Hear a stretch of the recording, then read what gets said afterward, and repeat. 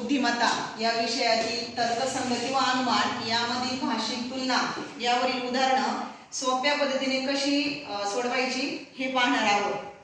आणि हे जे उदाहरण तुम्हाला दिसतंय ते आमच्या वर्गातील इयत्ता 4थीची विद्यार्थिनी स्वराली सोडून दाखवणार आहे. चल स्वराली पुढे ये. आता हे गणित तुला अगोदर वाचायचंय, एक ओळ वाचायची आणि मग सोडवायचंय. चल पहिली ओळ वाच बरं. काय दिली? स्वराज रुद्रापेक्षा उंच आहे. काढ त्याची रेष.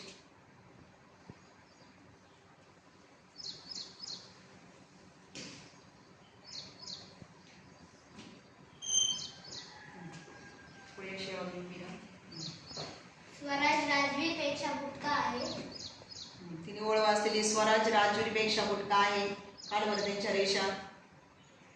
स्वराज राजवीरपेक्षा बरोबर. बघा स्वराज ही रेष आपल्याला काढलेली आहे. आपल्याला फक्त आता राजवीरची रेष काढायची आहे. आणि इथं वाक्य वाचलंय तिने स्वराज राजवीरपेक्षा बुटका आहे. म्हणजे स्वराजची रेष कशी येणार आहे? छोटी आणि राजवीरची रेष मोठी. शुभम राजवीरपेक्षा उंच आहे.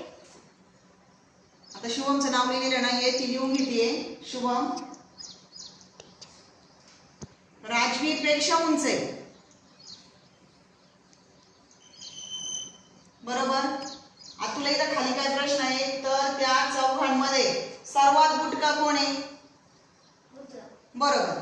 आता जर याच्या ऐवजी तुला प्रश्न आला की त्या चौघांमध्ये सर्वात उंच कोण आहे? शुभम. बरोबर.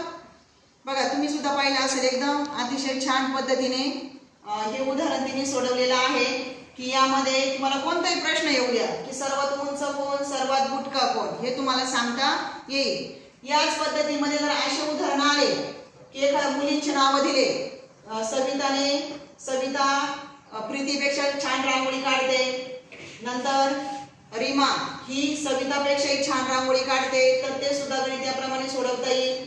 चपळ राम रमेशपेक्षा चपळ आहे किंवा गणेश हा रमेशपेक्षाही चपळ आहे, ते सुद्धा आपल्याला गणित सोडवता येतील. तसेच हलका आणि जड, क हा ख पेक्षा हलका आहे, ख हा ग पेक्षा जड आहे, ते सुद्धा गणित आपल्याला सोडवता येईल. किंवा गायन, सविता रीमापेक्षा छान गायन करते, रमेश हा रीमापेक्षाही छान गायन करतो, ते सुद्धा गणित सोडवता येतील. किंवा हुशार, आयुष हा स्वरालीपेक्षा हुशार आहे किंवा सीमा ही गणेशपेक्षा हुशार आहे, असे गणित जर आले तर ते सुद्धा आपल्याला या पद्धतीने सोडवता येतात. राहील लक्षात मग? हो.